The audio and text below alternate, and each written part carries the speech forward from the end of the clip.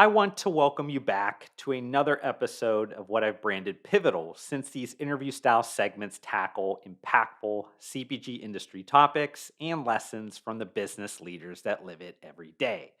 As we close out another exciting quarter within the functional CPG space, it only seemed right that I ask my good friend and market insights director at Spins, Scott Dicker, to join me again.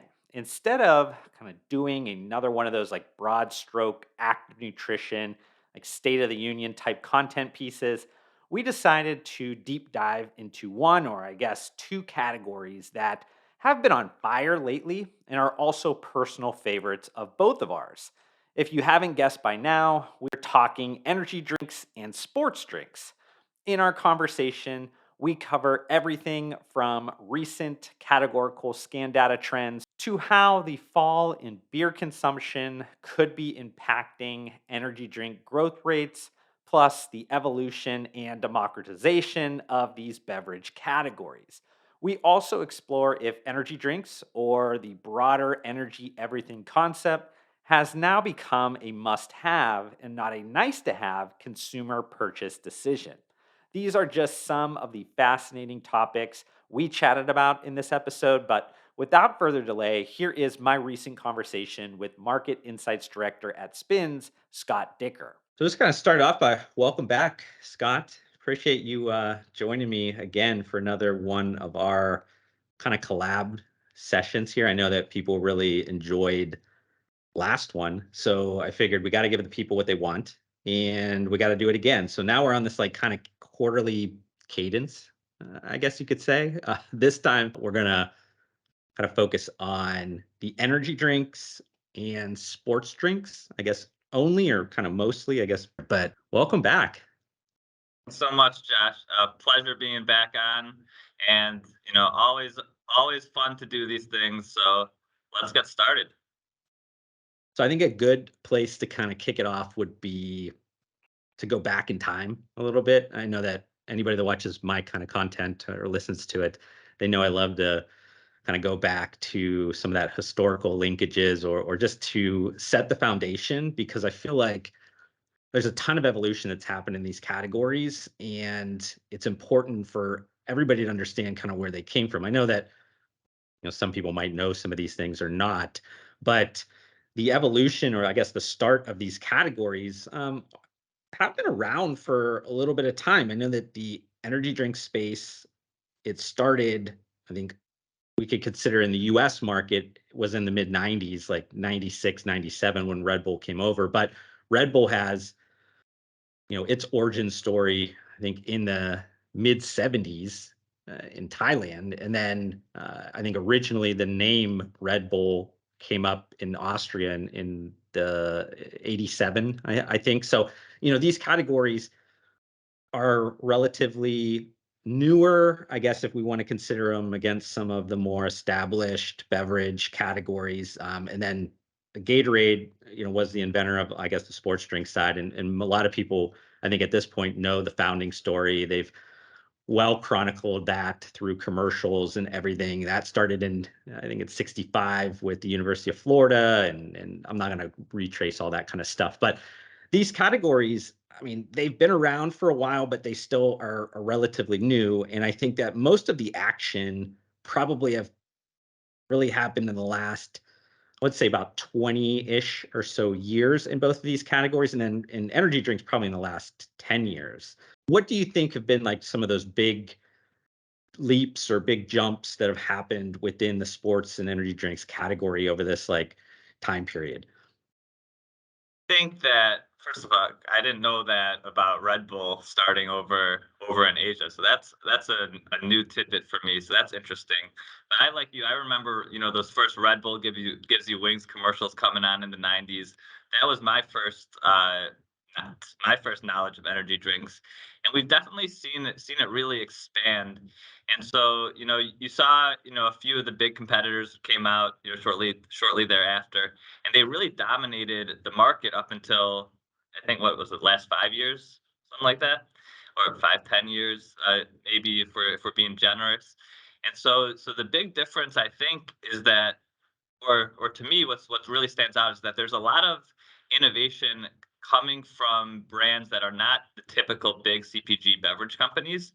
And so you're seeing those coming from the sports nutrition side, not to delve too far into the past conversation, but having seen so much of that innovation come out of that, it's really different than certain other categories where in the past they were really brought in by a lot of those kind of bigger CPG companies.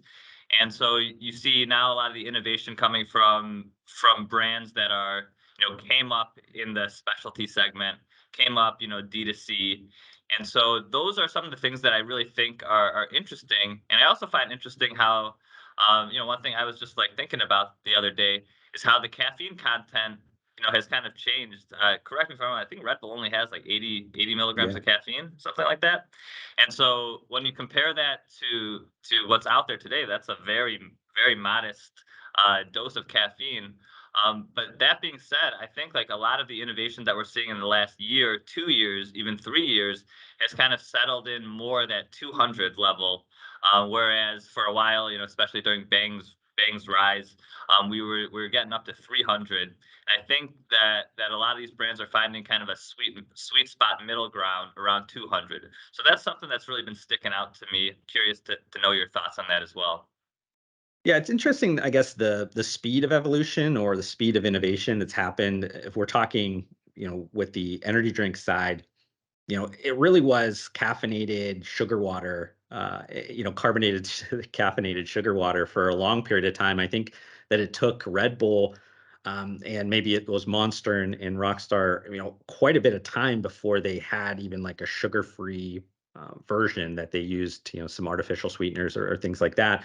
And then that was for a while was it. You kind of just had those two variants, and then they started to play around with flavors, and Monster Ultra probably was the one that really took the lead on those ones.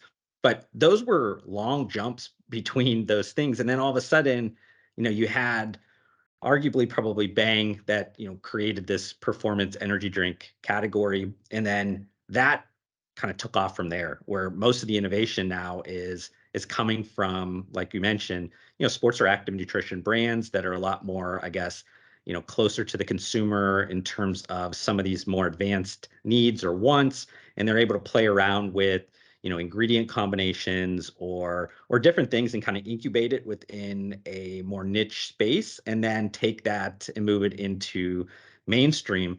And now you're seeing things move very quickly. I think that we're going to have these like life cycles jump pretty quickly, but at the beginning it really was long periods of time where you had like singular SKUs or just a few SKUs, and now you have people have 10, 15, 20 flavors, and they have multiple different variants of sizes and some sub brands that have different value propositions and all that. So it's gotten a lot more clustered, or there's just a lot more optionality out there for consumers that I think it's a good thing. I think that consumers obviously, I think at this point drive the markets. I think it's no longer a brand just decides this is going to be your one or two products, and you're going to enjoy that. Now with the kind of endless aisles or infinite choice, now there's so many different things,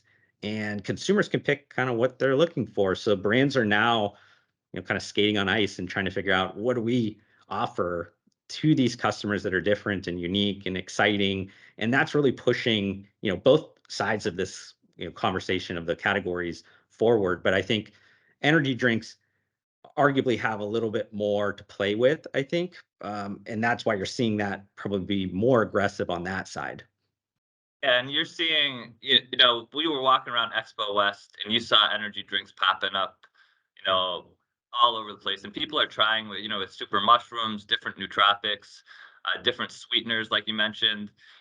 Still artificials are still, very dominant, in a lot of the energy drink space. So you're looking at people to try some of these more natural sweeteners, or maybe even something that's not sweetened in general.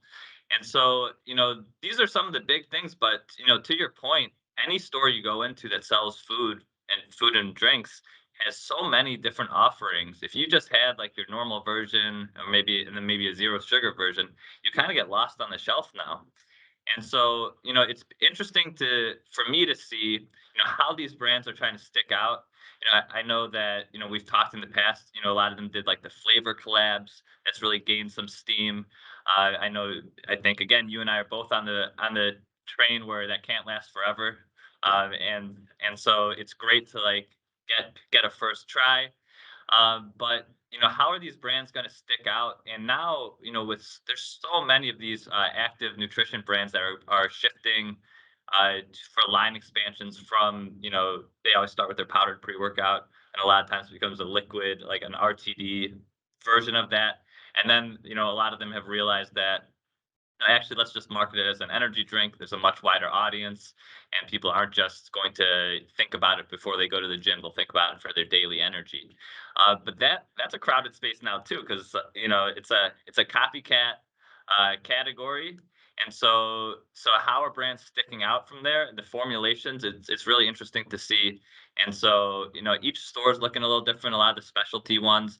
I'd be remiss if I didn't mention some of our specialty store accounts on here. So, we have our exclusive data relationship with Vitamin Shop. We also recently added GNC to the mix. I'm not sure if you know about that one. And so, some shelves like that are now becoming the innovation hubs. Whereas for a lot of the grocery aisles, we know that the natural channel is the innovation hub. But for a lot of these performance energy drinks, we're still seeing specialty, along with online, of course, playing a big role in innovation there. I want to give some love to the, I guess, sports drink side of this. And I think there's also a lot of innovation or iterative kind of jumps that happened in that space as well. I don't, I guess, think it was as much on maybe the product attribute side of things. So, again, going back to some earlier comments, like that maybe is why you're not seeing, as things shifting as quickly. But if you think about, Gatorade and their use of even the way they marketed things to, the sports, individuals and utilizing sports endorsements like Michael Jordan.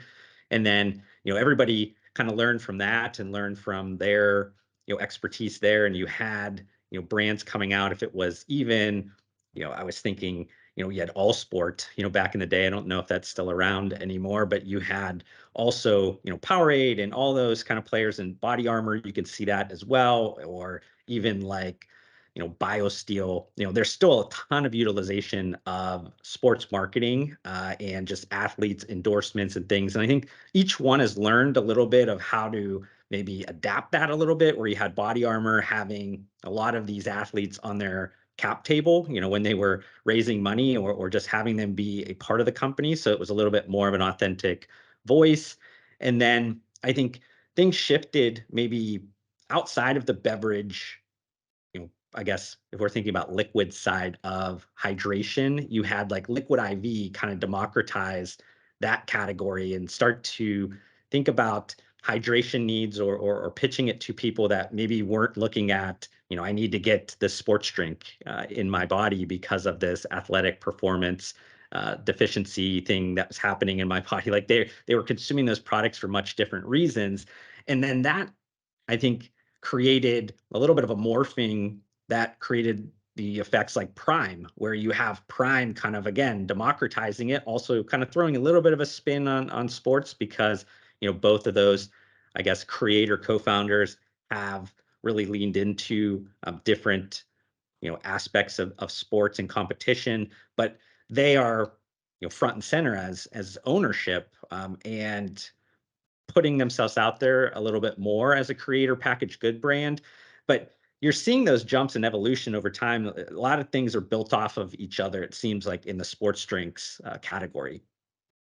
And I love how you brought up the hydration category, because you're seeing, I think it just shows how you're seeing the desire for hydration in general. And so hydration, the hydration supplements we've seen, I don't have that data in front of me right now, but I think it was growing something like 75% year over year. But you see that, to your point, it's not just people who are looking to do intense endurance athletes. But it's people who are, a big thing is they're marketing people for like hangover cures. They're drinking it the next day. And so you're seeing some of that spill over. A brand that's gained a lot of steam this past year is I hope I'm saying it, the Pedialyte version of the sports drink Electrolyte. Yeah. So they're doing really well, and uh, so a lot of these brands, I know, a lot of people I know used to grab the Pedialyte after a night out as a way, and Gatorade the same way. And so you're seeing, brands become more savvy on how to use social media and their influencers and just marketing in general to get away from only sport. It's still, of course, that's the primary function. It's a sports drink, a hydration drink, but you're seeing other ways to market these products, and we are seeing that sports drinks in general are up 10% over the last 52 weeks. But I do want to call out they're actually down in units, and this Mm. is from the natural, conventional plus convenience store data. And so a lot of that's the price increase, whereas energy drinks, and I just want to get it in because we want some data points there. Energy drinks in the same channel are up in both dollars and units. It's really showing that explosion of the category. Still, the majority of sales coming from the convenience channel, as you would expect. But yeah, both these segments, these functional beverages, are growing in demand. People are a lot more cognizant of everything that they're consuming in their body. And so, this doesn't mean there's no room for those indulgences, but they're making more conscious decisions when they want the indulgence. And so having this, sports drinks, these hydration products, coincide, and you're seeing growth across the whole hydration aspect. And it's really, people are willing to pay more because you're still seeing the growth, even with 18% ARP increase over the last 52 weeks for sports drinks. Yeah, I'm glad you brought up some of that data because I was thinking about some recent reports that I saw just on last 4 weeks of both of those categories. And I think that on the sports drink side, like you said, I think the volume was down or basically flat, but there was a pretty substantial price increase. So the category as a whole is still up, I think 15% or something. Again, this is last 4 weeks or something. So a lot of And things. we've seen that across all like grocery categories. So I don't want to make it seem like this is an outlier. Most of the categories are up right now in sales and down or flat in units, just because inflation's still much higher than most people would like. Yeah, the outlier comes what we were talking about with the energy drink side. And I think we even mentioned it last time that, if we looked at, if you look at 4 week periods for the last couple of years, energy drinks have been this like breakthrough, where it doesn't matter, how much the price seems to be increased, if it's absolute price increase or if it's something where it's just, you're not getting as much trade marketing or whatever that is. You are seeing that just continuously grow. And to your point, I think that it's still up a few points on the volume for the last 4 weeks, and then price is still up double digits, small double digits. So you're still around that 14% plus for the last 4 weeks, and that's putting this on pace, at least the energy drink side, to be a $20 billion US category. And I know I've thrown that number out a few times, and people are kind of blown away by that because it just feels like a few years ago this category was under 10 billion, and now all of a sudden it's at 20 billion. It's like, where does this kind of stop? And I think it's, kind of comes down to what we were kind of mentioning around some of these, I guess, players or brands that weren't around a few years ago in some cases, but the ones that maybe but were much smaller, things like a Celsius. I mean, Celsius is about an $800 million brand right now. That's, crazy. And then you have, something like a Celsius's growth has been incredible, and Cellucor as well. C4 at 350, you have Ghost at 250, still tripling in terms of their year-over-year growth. And those brands, I mean, in the case of some of those, they weren't around a few years ago, and Celsius was around, but they were a much different brand. And that's really kind of taking hold. And that's not to knock like a Red Bull or a Monster, because if you still look at their dollar consumption growth, like they're still putting up massive numbers, but their base is so big that maybe it doesn't look all that impressive from a percentage standpoint. But it's just insane, just the growth as a whole on both sides. But what definitely energy drinks seem to be the one that just continues to blow my mind, in the sense that when is that price elasticity demand going to hit where all of a sudden the volumes, take a hit? Yeah, so a few things pop in my head, and because of how mainstream energy drinks have become, I wonder if people are swapping out their morning Starbucks or their morning or whatever other coffee, and then a $3 energy drink seems like a steal. When you're talking about some of these, when you're talking about some of these food service, the same Yeah. thing. We see grocery prices increase. It's still a lot cheaper than eating at restaurants. And so, in certain ways, I mean, that's to me that I know more and more people are drinking caffeinated beverage, higher amounts, but the growth has to be coming from somewhere because Red Bull and Monster, like you mentioned, it's not like they're doing poorly, as these other brands are taking some a huge growth, and the brands you mentioned, Cellucor, Ghost, Celsius, and I know Prime just entering the energy drink Yeah. space as well. So that's another based on their success in sports drink. That's definitely someone that we have to keep an eye on. There's other brands, First Form, Rise. So it's like I know we've talked about Bang obviously is going through a rough patch, so that's where some of the market share can come from. And I know you've done extensive content around kind of where you think they're going to go. But I totally agree. Like, where's the ceiling for this? Is it 20 billion? Is it, like, where's the ceiling? How much is it going to cost? $5, $6 a can soon? Are people going to be willing to pay for it? I imagine, that it is kind of that first thing I said, where people are shifting, maybe from getting caffeinated sources outside the home to a grocery, and then the price doesn't seem that bad. But when you compare it to things like we used to talk about, like powdered pre-workout, it's probably, I guess I'm dating myself a little bit on some of the more trending pre-workouts here, but I don't think it's $3, $4 a serving, like you're seeing in the energy drink space. Yeah, you mentioned in terms of, I guess, stealing share from some of these other, energy. I call it like energy everything, where really it's just, this combination of just a consumer wanting to get a little bit more out of their day through some caffeinated or nootropic, kind of Coffee feeling. is the So original energy drink, right? yeah, so I mean, I Yeah. think you are seeing that kind of shift around a little bit, especially as energy drinks become more mainstream. And it goes back to what we were mentioning right at the beginning about the history or the foundation. Energy drinks, at least in America, was marketed as like this party, aspect. That was the original. It was all on premise. Red Bull's employees were trying to make it cool, so it needed to be at the clubs and it needed to be at these like really hip bodegas that were like younger kids drinking this stuff. And for the longest time, if you brought in an energy drink, in a business meeting or something like that, people would look at you like, what the heck happened? Did you have a rough night the night before or whatever? But now you see it being accepted everywhere. There's no more like taboo aspects. I know that some, international markets still love to hate on energy drinks and still love to try to do whatever they can to limit the consumption of them. But Yep. in America, it seems like it's legitimized to a point where I think a lot more people are making shifts between energy drinks and coffee or RTD coffee, coffee at home. Is it, supplements, whatever that is, there's a little bit of this, what am I going to choose today to get me to this point of being more energized or being more, productive or whatever that is.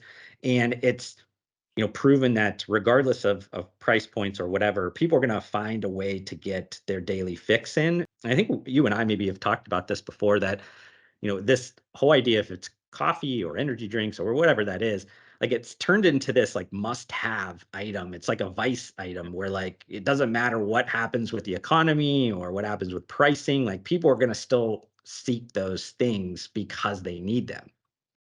Yeah, people, the last thing they're going to give up are things that they feel are either good for their health, or in this case probably good for their production. And we know that mental, focus, things like that is big both in the supplement space as well as the energy space. And so that's why you're seeing more and more brands, they're going beyond just caffeine. Most of them are adding either L-theanine or certain nootropics, And so, what like take yourself for example. I always try to think like, how's my behavior shifted? And so, I was never a coffee drinker.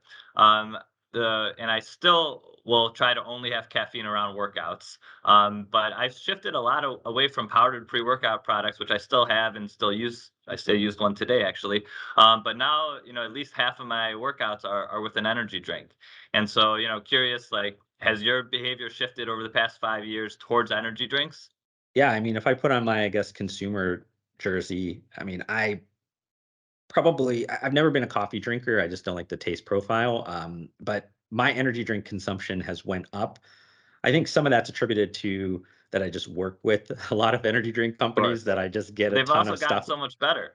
Yeah, yeah. Plus Yeah. they've gotten so much better, and I just think that they've added some different ingredients in some of these products. To your point, if they're nootropic or some type of ingredients, I mention a lot of times like cognizant, but there's other ones out there that do a really good job. I think with focus and just helping brain health, brain activity. Like for me, because I'm consuming not necessarily these pre-workout, I would say, even though sometimes that's the case.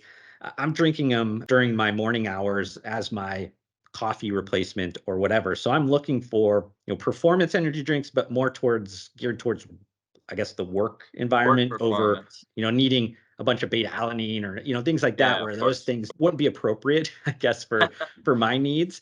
But now the market, there's so many different things out there that I think, I have the choice or, to make those decisions. And there's a good switch from when I was in college. I think a lot of times I consumed either a pill or a capsule form of some type of nootropic caffeine type thing or a powdered pre-workout or whatever, because that was what was readily available, and that was what maybe was priced effectively and it tasted the best, or whatever it was. So it has changed a little bit, but probably not as much as some people that are like diehard coffee drinkers or anything like that. I think that kind of sells the big picture though. Whereas, you take out you have to expand as many use cases as possible. And we've seen that both for energy drinks uh as well as sports drinks. So, you take them kind of out of requiring the gym into the office, into your daily life, as like, morning your morning energy. Everyone used to have their cup of coffee, and obviously, many people still do. We're seeing, a rise in these coffee RTDs as well, and a lot of those are doing well, which are direct competition with energy drinks, even though they're categorized a little different.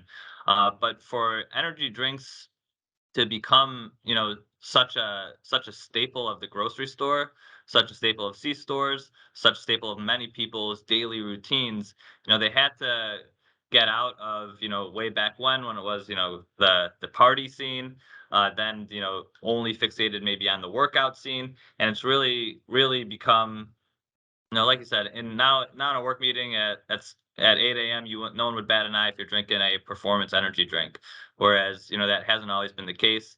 And I think the same thing for a lot of these hydration and sports drinks. We're seeing a big trend.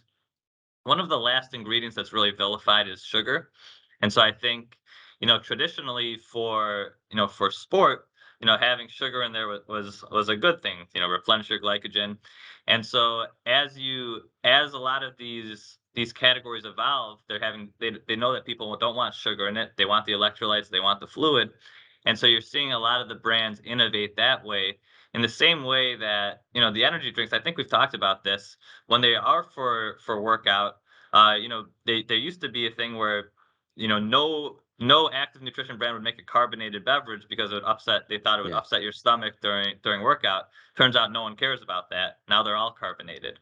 And so I think this evolution to just kind of being part of everyone's daily routine, and you consistently see a lot of the over-indexing happening, away from, I guess, young men, which is what the not that they're not over-indexing, but they're not the sole over-indexers anymore.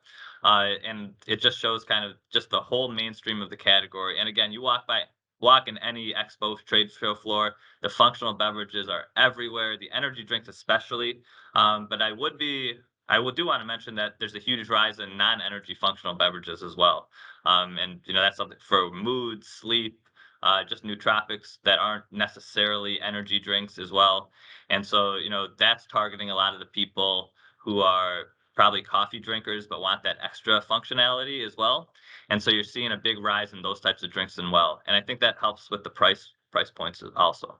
Now I want to look a little bit, I guess, predictive. A couple years, let's probably put on our magic hats and see if we can, guess some of the things that maybe are going to affect both the energy and the sports drinks.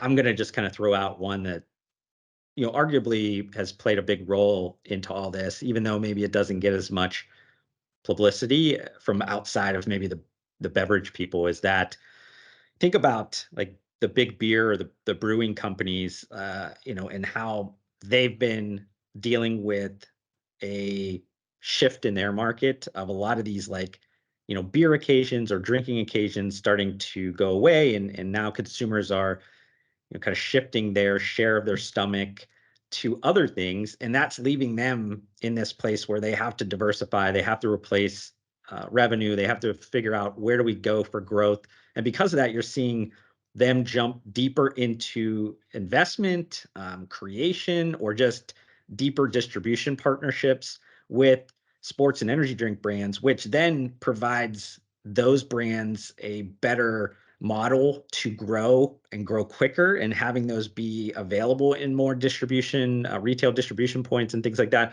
So I think it's like an underlying force that's going to continue over these next, handful of years, but it doesn't necessarily, come to mind, I think, first for a lot of people, because they think it's maybe a product innovation thing or the product whatever. But I honestly think it's a counter force that happened in another beverage market that then has driven this beverage market to have a kind of a multiplier of their growth.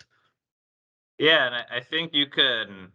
I love that take, and I think you can make the case that you know it's happening for soda companies right now, and this is another carbonated beverage that if you wanted to kind of place them in similar categories, a lot of these, especially with these candy, like sometimes they are doing these flavor partnerships with candies, and so I think, a lot of the big beverage companies have to partner with some of these innovative deals, the same way we saw alcohol, but also big CPG, scooping up a lot of these innovative brands.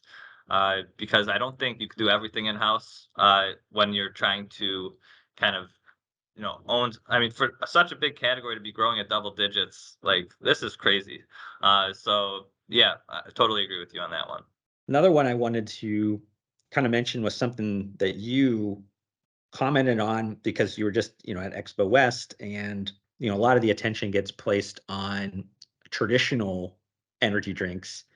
Yep. But I do think there's those aspects of maybe if it's tea based, if it's a matcha or an herba mate or things that's starting to, I think, get a lot more momentum behind them. And that's also being driven by, I think, a lot of the natural trends and a lot of that stuff that's going on. But I do think that those are going to play a bigger role in the market. It's probably going to take a lot more time for those ones to, make the biggest splashes out there. But I do think that those products are becoming more accepted by the overall American consumer. Yeah, and I think, when we look at which one of the trends are going to have the biggest impact in the natural channel, a lot of these energy drinks are still using ingredients and sweeteners that aren't usually found in the natural channel retailers. And so I think, while you're looking for that tea effect, for a lot of these core natural consumers, something like tea based or coffee based, like we mentioned, is really going to drive a lot of that innovation. I think that we have to have like some of these kind of hero brands that really take it to the next level. But that's going to be a kind of a big competition, especially in that natural channel. A lot of times the innovation starts in natural channel, help bleeds over there. But I think I mentioned earlier, this is kind of coming from kind of around the corner in a lot of the specialty stores, a lot of this innovation in energy drinks. So there's some opportunity for the natural channel to continue to carve out. Maybe that looks like it's just an energy drink that's not using sucralose, it's using allulose, monk fruit, or whatever. But also, being tea based, also I think there is opportunity for non-carbonated things, and I think tea is kind of the and coffee are the perfect basis for those. And so you can see a lot of innovation around that non-carb energy drinks as well. Another point you brought up that I kind of want to reinforce is just the, I guess, democratization of the categories, being that it's no longer, if it's energy drinks, it always was thought of as this like male dominant type of category, or in the sports drink side, just the word sports drink has moved into hydration. And you have then so many different, if it's, male, female, if it's different ethnic groups that, some of these brands are either targeting directly through marketing reasons or product flavors or whatever that is, or a number of other things that are kind of happening that I think are bringing in so many different types of consumers that are not only thinking about the categories differently, maybe using those products in a different way, but also feeling like the products are more aligned with them. And I think that that's going to continuously, prove to be an effective way for these brands to grow. I know that Monster does a really good job, I think, at a lot of their marketing towards different groups. But you're also seeing like, targeted brands now being created, or targeted flavors by some of these large brands in both sides, on sports drinks and energy drinks, that are, I think, becoming really attractive for a number of different maybe groups that, or consumer cohorts that maybe didn't feel like they were getting represented properly by these categories. Yeah, and that's a terrific point.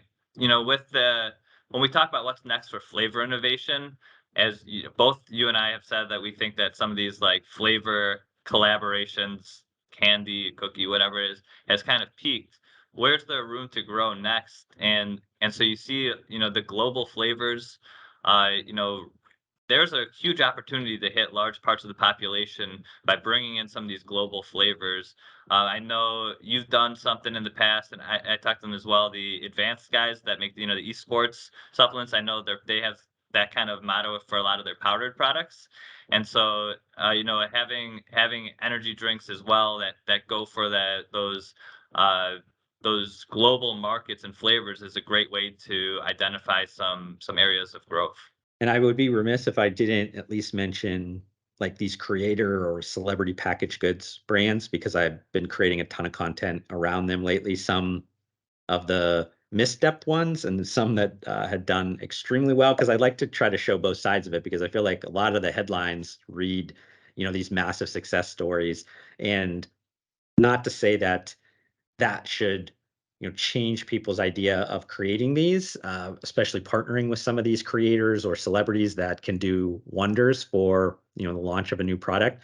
But there's also just the downfalls of them as a whole. They're not fail proof. They're not, something where there's Yeah. there's no risk there. Gives you a good But buzz right away, but yeah.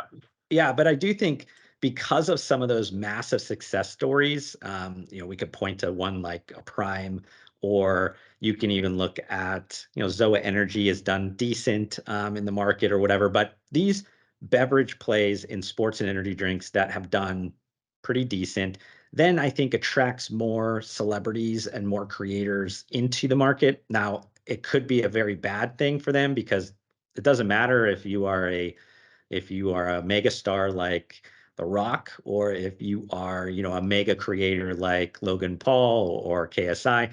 Like, there's still a ton of things that you need to know and do well in the beverage industry, and it's still traditionally one of the hardest categories in CPG to be successful in. So I think that it could be creating this like, issue where a bunch of people are going to rush in and get hit and slaughtered by the market. But I do think, regardless, people are going to jump into the market because they see the opportunity and they see those few breakthroughs, and they go, I would love to be able to potentially sell one of my brands for $1 billion, or something like that, because it gets you out of at least even the rat race sometimes of creating a bunch of content or being in a bunch of movies or whatever it is. It starts to diversify these celebrities or creators in a different way and puts them on a different pedestal, and that's attractive to a lot of them for a number of reasons, ego reasons or whatever that is. So I think it's natural that there's going to be a ton more of these brands that get created, and then a ton more stories of probably failures, and maybe a few Of that end course. up doing well. And I think I mean, it's a cool space. Like this is a cool industry to be in, this functional beverage space. And I did want to throw out, I'm also interested to see. I do like the Zoa brand, and I like how they kind of took a step in. We talked about a lot of the sports nutrition brands making, their powder pre workout, then their RTD version, they call it pre workout, and then moving to the energy drink. I like how they have their energy plus pre workout drink on the market. I haven't tried it yet. I'm excited to try it, but I like that. I like that zigging where others are zagging, and so that is a brand and a product that I'm gonna keep looking out for. That obviously because it's The Rock, the huge buzz going in with the regular energy drink, but also you're seeing a lot more of the dropping to the 12 ounces from the Mm. 16. And so that's something, again, that I believe that Zoa pre-workout plus pre-workout is. And so I think that's a trend that's going to continue. You saw it happen with Cellucor for their Smart Energy. Also, I don't know if they're still doing the 16-ounce can, but I know that they moved to just the 12-ounce now. Yeah. Yeah, and so I think that's going to be a trend as well. We saw everything again go to the 16s for a while. Now I think they're coming back down to the 12, that traditional energy drink can. So those are a few of the things that I'm looking out for this year as well. This is a good transition into something I wanted to ask you right before I let you go. But Yeah, outside of the Zoa product, maybe ones that launched recently, it could be just flavors or could be products or whatever, or ones that are coming in the horizon. Like, is there anything that's super exciting to you on either one of the categories? yes, actually, I do love this category. My wife doesn't like walking the grocery store aisles with me because I get stuck in here trying to check out what's new and coming. One of the things that really caught my eye, and I think it's in the super coffee plus with the Athletic Brew, that collaboration. Yeah. I think that is a really cool, unique product. I've been a fan of both those brands as a consumer. I believe that's probably a limited time offering, so I'm excited to try that one as well. The Country Time lemonade flavor of Rise. I'm excited to try that one. I don't know. Is that a limited time as well? I don't know if it's limited time. I know that one's on my list as well because I've mentioned a few times, and actually before Rise announced that they were working with Country Time, then I said if I was going to launch an energy drink, like, and I was thinking about to the nostalgic Yeah. storytelling of my past when I was, growing up playing baseball as a youth, like that was what we mixed in those big thermoses with a bunch of hose water was like the country time powder. And I remember drinking that for years and years and years and ended up being like, good luck charm or something like that, where then I just continued to drink it for so long that now I'm excited because I haven't drank it in so long. So I was excited about that one specifically. I know another one that I think just came out was from Chris Bumstead. He's doing like the Bum Energy, which it's got Is some that the one in the unique. soda can?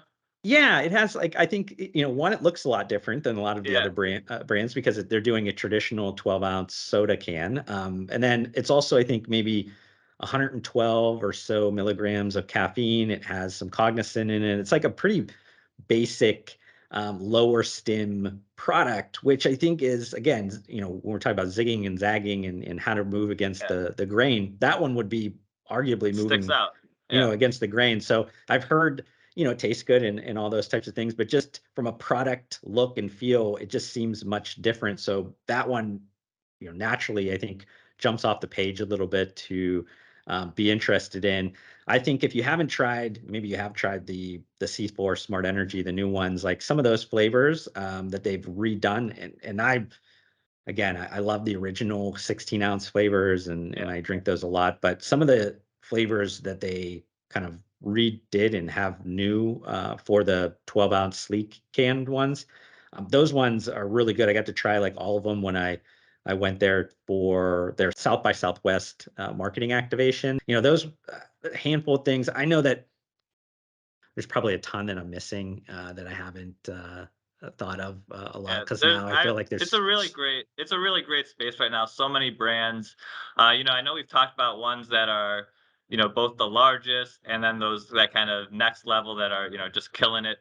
There's a lot of small brands too that are doing really, really well. And so, I enjoy trying those out as well. With without just rattling off the long list. But I'm excited. The innovation pipeline for this space is just really limitless. Like I said, at Expo, you can see everyone wants to do a functional beverage. Um, I've I'm interested to see. Continuing to be interested in how people uh, can limit the caffeine, but still make it as functional as possible. I think that's something that really makes it like a diverse drink. There was a cool brand I saw at Expo called Center, and so hmm. they had the Cognizant. They had a few other branded ingredients. They had a version with caffeine.